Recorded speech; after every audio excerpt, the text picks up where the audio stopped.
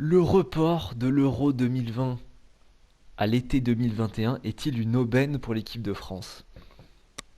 Un petit débat intéressant, mais je pense que la question, en fait, elle est très vite bouclée. C'est oui. Bonjour à tous.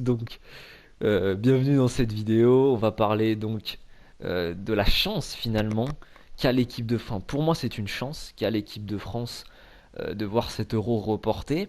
Alors évidemment, bon, c'est pas une chance d'avoir un virus qui fait autant de dégâts. Donc bon, on pense à tous ceux touchés évidemment et à tous ceux qui font en sorte qu'on ne le soit pas. Donc ces petites paroles pour commencer. Et puis pour parler de ce que je connais, le foot, c'est quand même une aubaine pour l'équipe de France parce que quand tu regardes bien la saison des Français, Griezmann est pas du tout en forme.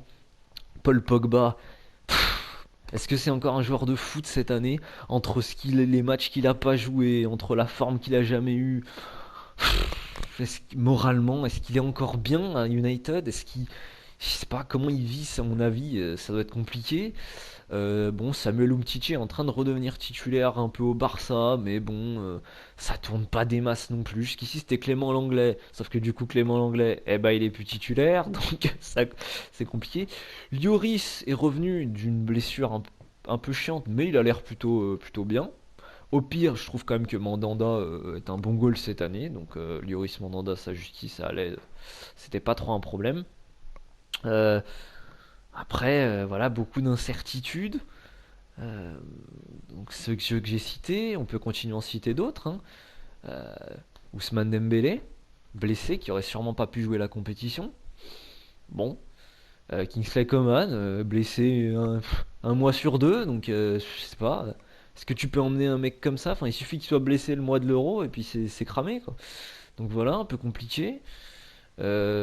Alexandre Lacazette, bon, même si on sait que c'était pas trop une option pour Deschamps, bah, vu ce qui se passe à Arsenal, ça c'en est encore moins une. Benjamin Mendy, est-ce qu'il reviendra jamais un jour comme un arrière-gauche qui peut jouer une saison entière? Compliqué. Bon, côté droit, voilà, il y a toujours du Pavard. Mais bon, pareil. Enfin, si le joueur le plus en forme de ton équipe c'est Pavard, ouais, voilà quoi. Donc, on en était à ce stade-là finalement. Dans quel état l'équipe de France allait-elle arriver? Moi, je pense que ça aurait été un Euro très compliqué à gérer au niveau de la forme pour Deschamps, hein. Très très très compliqué. Surtout que cette année, tu commences quand même dans une poule avec l'Allemagne et le Portugal. Donc autant te dire que bon, t'y vas pas pour rigoler, hein. Là, t'as intérêt à être prêt tout de suite et je pense que l'équipe de France aurait eu du mal à être prêt tout de suite. Euh, Déjà, c'est compliqué avec ton équipe nationale d'être prêt au niveau du jeu tout de suite, d'avoir des automatismes comme il faut, d'être bien et tout, mais là en plus au niveau de la forme, tu ne sais pas du tout comment sont les joueurs, dans quel état ils arrivent. On l'a vu que ça allait être compliqué, et il y a ce report qui, pour moi, donc, sauve clairement la forme de l'équipe de France. Donc on verra en 2021, peut-être que tout le monde sera blessé, qu'on dira ah bah merde en fait c'est encore pire, je ne sais pas, mais en tout cas là ça s'annonçait pas non plus sous les meilleurs auspices. Voilà, surtout que bon, ce petit report de un an, faut pas oublier qu'au Portugal, il y a un joueur qui s'appelle Cristiano Ronaldo qui est plutôt en forme en ce moment, on peut le dire. Donc on peut imaginer qu'il aurait été en forme jusqu'à l'Euro 2020. Et que Cristiano Ronaldo, ça a beau être un monstre physique, il a beau être très en forme en ce moment, etc. Bah, chaque année de plus qui passe, c'est une année où Cristiano Ronaldo doit combattre bah, la trentaine, hein, tout simplement. Là, il y a pas d'autre chose à dire. Il va commencer à enchaîner, hein. Bon, c'est bien, t'es fort à 30 ans, 31, 32, 33, 34. Bon, on sent que les saisons, il commence à jouer un peu moins de matchs, il se repose un peu plus avec la Juve. Bon, il fait moins d'efforts, il fait moins de courses. Ouais, mais... Et bah là, du coup, je pense quand même que c'est une aubaine pour la France aussi que Cristiano Ronaldo, voilà, doive jouer non pas en 2020 mais en 2021 parce que dans quel état il va arriver? Est-ce qu'il sera en forme? Parce que là, il avait l'air d'être en forme. Il serait sûrement arrivé en forme à l'Euro 2020. Est-ce que ce sera la même chose en 2021? pas sûr. Et puis voilà, c'est une année de plus, on le sait, une saison de plus à jouer, c'est faut enchaîner, c'est pas facile. La Ligue des Champions, le championnat, toutes les compétitions, et tout, etc. Bon, donc c'est peut-être une chance pour l'équipe de France que Cristiano Ronaldo arrive à l'Euro 2021 en étant peut-être un peu fatigué, pas en forme, voire on sait pas, voire cramé peut-être, hein, on sait pas, on verra. Ce qui n'avait pas l'air d'être le cas cette année. L'équipe d'Allemagne, bon par contre l'équipe d'Allemagne, je pense que cette année ou l'an prochain, ça va pas trop faire rire, même si c'est pas forcément mieux de les jouer l'an prochain, parce que les mecs un peu à la Gnabry là, qui vont pouvoir progresser, ça va être compliqué. Bon, on verra. De toute façon, l'équipe d'Allemagne, je pense que cette année ou l'an prochain, c'est compliqué, hein. Quel que soit le mois où tu les joues, l'année où tu les joues, c'est compliqué.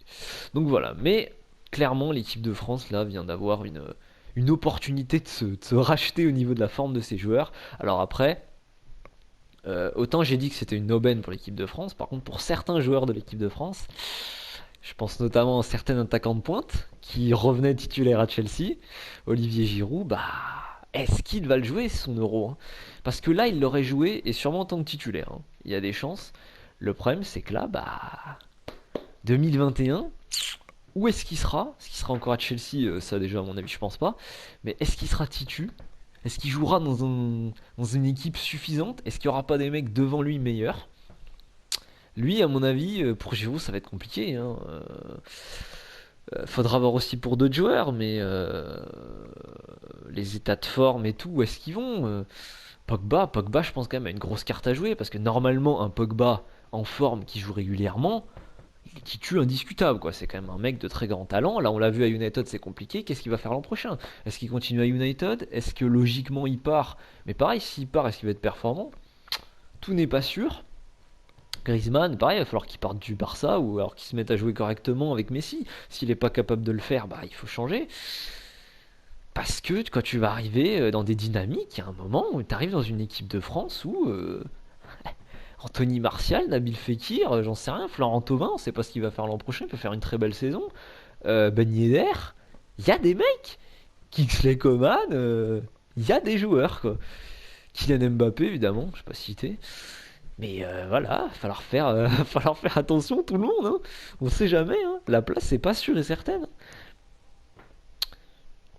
Bon en tout cas, je pense qu'on est tous d'accord pour dire que voilà, c'est une aubaine pour l'équipe de France, que la chatanénée a encore bien fonctionné cette année, hein. Elle a bien été présente au rendez-vous quand il fallait.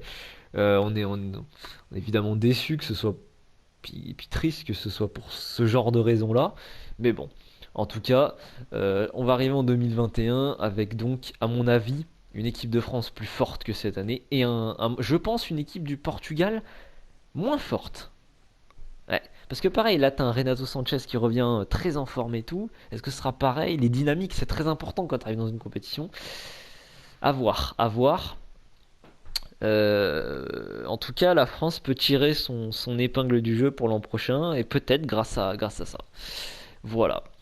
En tout cas, ça donne envie d'être à l'Euro parce que je vais faire un petit aparté. La question c'était ça, l'équipe de France et tout. Bon, il y a aussi d'autres équipes qui vont être très très très très intéressantes. Memphis Depay revenait de blessure.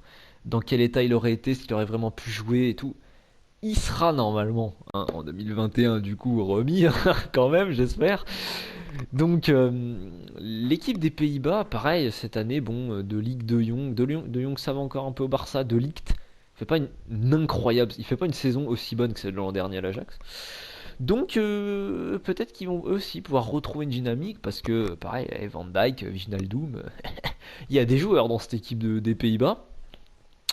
Faut pas oublier que l'Angleterre est en train de nous sortir des Jadon Sancho, un Sterling injouable, Harry Kane. Il y a aussi une équipe, Rashford, etc. Il y en a plein, Maguire. Il y a des joueurs absolument, Joe Gomez, il y a des joueurs absolument fantastiques, Alexander Arnold bien sûr. Donc attention à l'Angleterre, parce que tous ces jeunes joueurs dont je suis en train de citer, l'an prochain, ils auront tous un an de plus et une saison de plus dans les pattes. Niveau expérience, on sait très bien qu'au haut niveau et au niveau de la Coupe du Monde, ça joue de ouf. Euh, attention aussi à la Belgique parce que eux, il y a quand même certains joueurs, je vais notamment pencher sur Eden Hazard, Jan Vertonghen et Toby Alderweireld, qui sont des joueurs qui ont largement passé la trentaine et qui, à mon avis, jouent peut-être leur dernière compétition au pluriel, parce que je pense qu'ils seront peut-être encore là pour la Coupe du Monde aussi, mais ça risque d'être leur dernier Euro, et cette génération-là, faut voir qui y a derrière. Mais est-ce qu'elle va vraiment être remplacée? Il y a aussi les Witsel, tu vois, toutes les.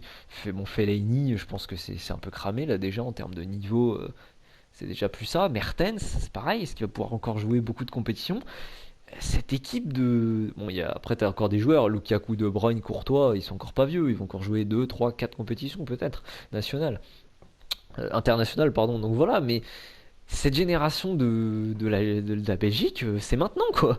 Les générations Eden Hazard, Mertens, Vertonghen, Alderweireld, c'est maintenant. Witsel et tout, c'est maintenant les gars. Il faut y aller. Vous aurez peut-être plus l'opportunité, personnellement, d'y aller dans ces compétitions-là. Donc eux aussi, ils ont une grosse carte à jouer. Pareil, hein, la Croatie, Croatie qui échoue en finale de la Coupe du Monde. Est-ce que c'est pas l'échec qui va le plus peser sur leur tête? Parce que Modric, l'âge, Perisic, bon, mais l'âge, euh, Mandzukic, voilà, hein, on verra hein, ce qu'il ira, dans quel état il ira, on sait même pas. Hein. Il y a Subasic encore, ça peut aller, les goals c'est moins pire, mais pareil, il est plutôt jeune et tout. Il y a quand même cette génération-là qui, pareil, il y avait Strinic l'arrière gauche, ça fait des années qu'il est titulaire et tout. Bon bah voilà, maintenant il y est plus, donc c'est compliqué. Hein. Lovren, voilà, il y a plein de joueurs comme ça qui vont partir aussi à la retraite après. La Croatie, c'est peut-être leur dernière chance de faire une grosse perf. En tout cas, pendant peut-être après, parce qu'on sait qu'une génération, le temps que ça revienne, des joueurs forts et tout, t'en as peut-être pour 10 ans, 15 ans, 20 ans sans rien, quoi. Je veux dire, bon, t'as pas une opportunité toutes les années, quoi. Voilà, il faut être là, il faut être présent quand tu l'as, l'opportunité. Et puis voilà. Hein. Donc l'Italie aussi a quelque chose à jouer parce qu'ils ils ont pas de grosses stars, mais ils ont une équipe assez bien tactiquement. En plus, il y a Mancini là qui entraîne. On sait que c'est un mec qui sait ce qu'il fait. Il va falloir y aller. L'Espagne aussi est en train de revenir. L'Espagne ont toujours des générations intéressantes hein, depuis en tout cas depuis plusieurs années. Ils sont toujours là. Ils n'ont jamais baissé vraiment de niveau, même s'ils se sont fait surprendre pendant une Coupe du Monde. Mais voilà, ça va être très très très intéressant. J'ai l'impression qu'il y a beaucoup de bonnes équipes dans cet Euro. Donc le fait qu'il soit reporté, bien évidemment, est logique. Et j'espère que du coup, bah, notamment pour l'équipe de France, ça va permettre de revenir plus fort. Et puis pareil, par exemple pour les Pays-Bas et pour les autres, parce qu'on veut quand même une belle compétition. En tout cas, on va quand même pas donner de pronostic maintenant, ce sera un peu compliqué, mais on verra l'an prochain. Comme j'ai dit, il faudra faire attention à Cristiano Ronaldo. Est-ce qu'il y sera quand même? Je pense que oui, mais dans quel état il y sera? Du coup, il faut comparer entre quels sont l'état des Français cette saison et dans quel état ils seront l'an prochain pour bien voir si la France a eu cette chance ou une malchance. Malchance, ça m'étonnerait. On verra l'Allemagne aussi et tout. Voilà. C'était une vidéo donc sur l'euro. Est-ce que le report de l'euro 2020 à l'été 2021 est une aubaine pour la France? Bien sûr que oui. On continuera de parler de foot bien sûr dans le mois qui va venir. On va pas lâcher le foot, hein. Il est toujours là dans la tête. Et en tout cas, on se retrouve très très vite dans une prochaine vidéo.